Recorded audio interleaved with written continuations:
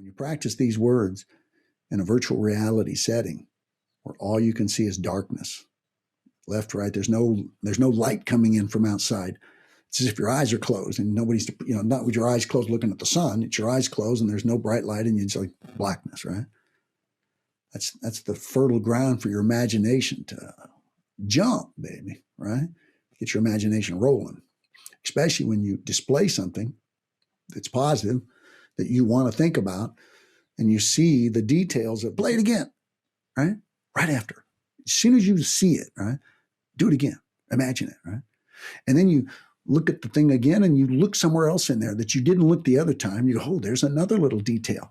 And then it stops and then you play it and you imagine it again and you add that other thing.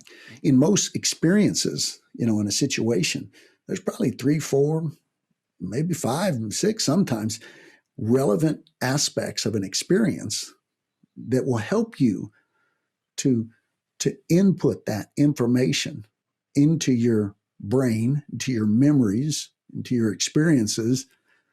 It'll cause you to use that information in the future, right? Because you input it, right?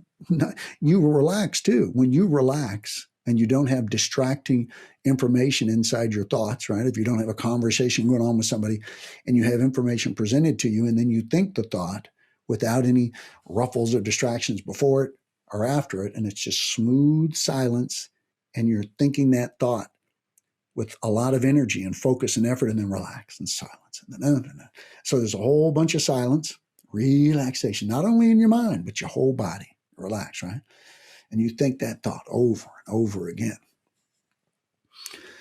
You're imprinting that information that you desire to be in your life, and you're presenting it to yourself. You're programming it to yourself as highly, as effectively as it is possible in this time of human history.